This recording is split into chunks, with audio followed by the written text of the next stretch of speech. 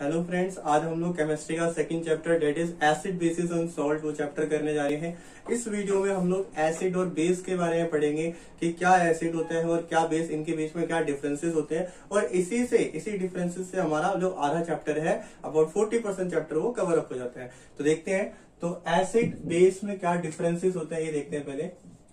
Acid और base,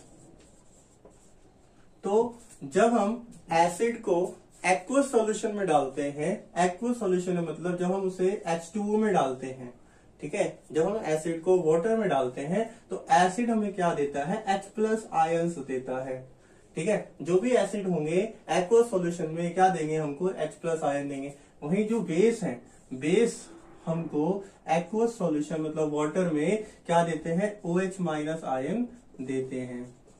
ठीक है, फिर अगर हम कुछ एग्जांपल्स की बात करें एसिड और बेस की, तो एग्जांपल्स क्या होते हैं एसिड के, जैसे कि हमारा HCl that is hydrochloric acid, H2SO4 that is sulphuric acid, H2CO3 carbonic acid, H3PO4 phosphoric acid.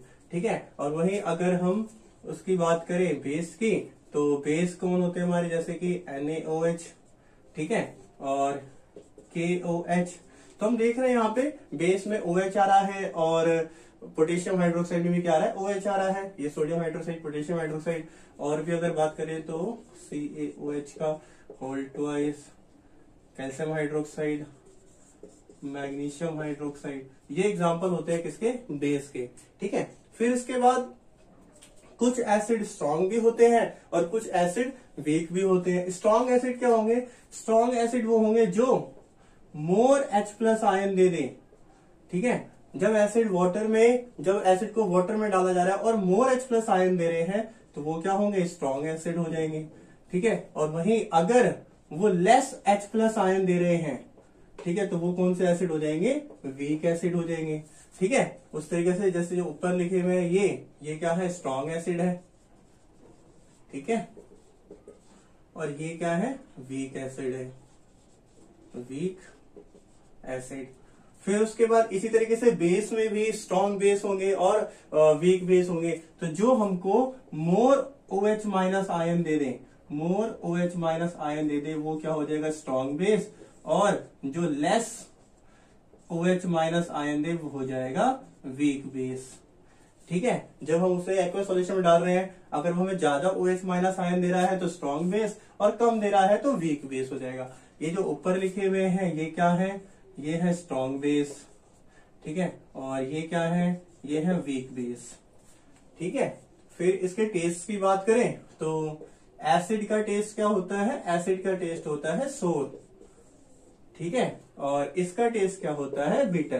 क्या होता है, बिटर। ठीक है, सोर का मतलब क्या होता है, खट्टा होता है, और बिटर का मतलब क्या होता है, कड़वा होता है। ठीक है, जैसे कि खट्टा मतलब, इसका मतलब ये नहीं है कि HCl लिया और उसको टेस्ट करके देख लिया। ठीक है, ये टेस्ट की बात कर रहे हैं। तो टेस्ट, एसिड का टेस्ट कैसा होता है, सोर। जैसे कि हमारे विनेगर होता है, ठीक है, विनेगर इस एसिड, ठीक है, एसिडिक एसिड होता है विनेगर, ठीक है, वो हमारा खट्टा होता है। बिटर, ठीक है, जो बेस होता है उसका टेस्ट कैसा होता है, बिटर होता है, कड़वा होता है। जैसे कि हमारे सोप होता है, साबुन होता है, या फिर कॉमन एग्जांपल जैसे बेकिंग सोडा होता है। ठीक है, बेकिंग सोडा को आप टेस्ट करके देख सकते हो, तो उसका टेस्ट कैसा होगा, कड़वा होगा, बिटर होगा। ठीक है, फिर इसके बाद एक चीज और हमने पढ़ी है 8th क्लास में, हमने पढ़ते हैं डेट इज इंडिकेटर्स। किसके बारे में पढ़ते हैं, इंडिकेटर्स। इंडिकेटर्स क्या होते हैं, इंडिकेटर्स वो केमिकल होते हैं जो कि हेल्प करते हैं डिटेक्ट करने में कि कौन सी चीज एसिड है और कौन सी चीज बेस है। ठीक है, तो indicators are those chemical substance used to detect the nature of other chemicals,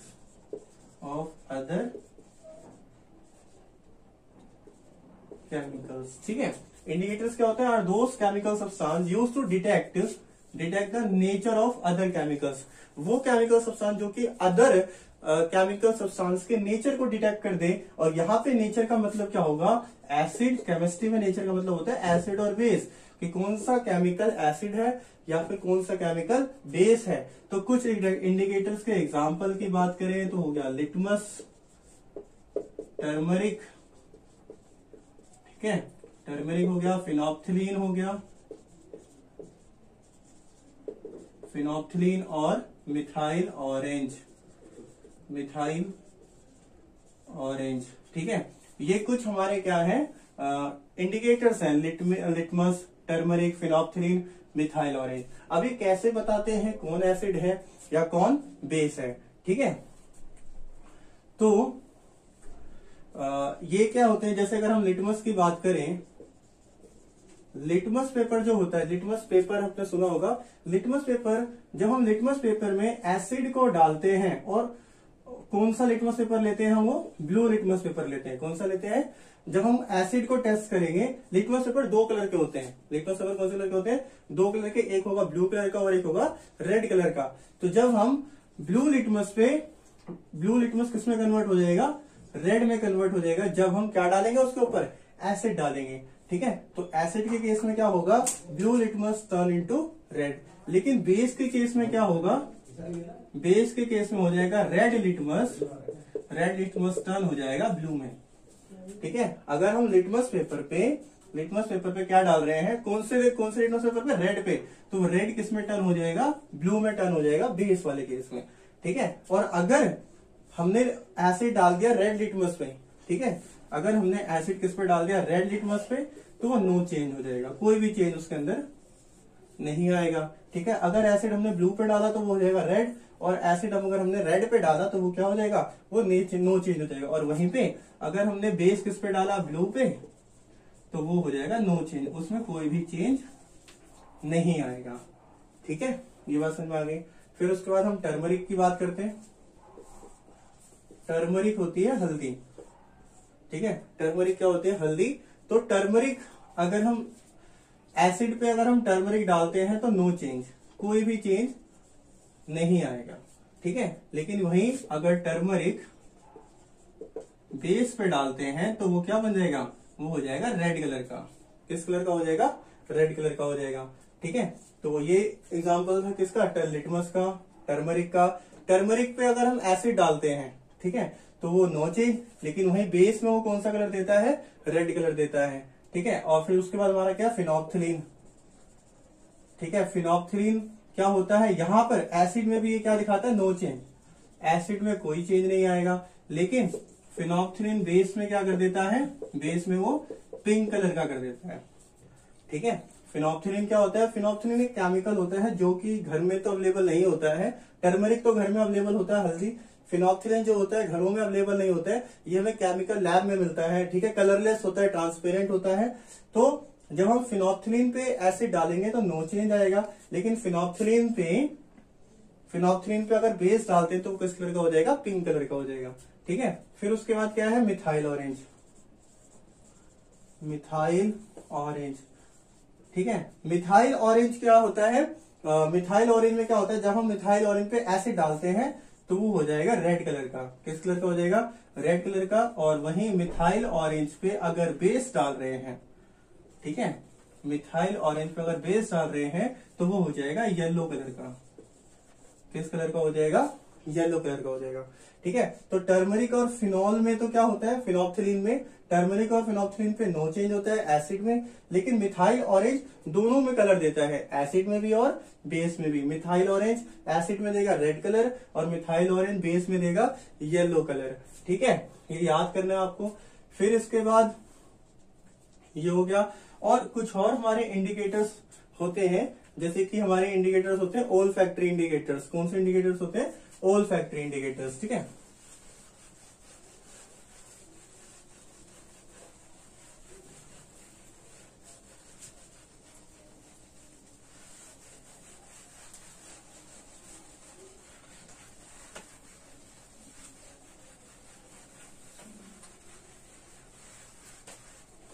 अब इसके बाद हमारे कुछ इंडिकेटर्स होते हैं ओल फैक्ट्री। ओल फैक्ट्री इंडिकेटर्स वो होते हैं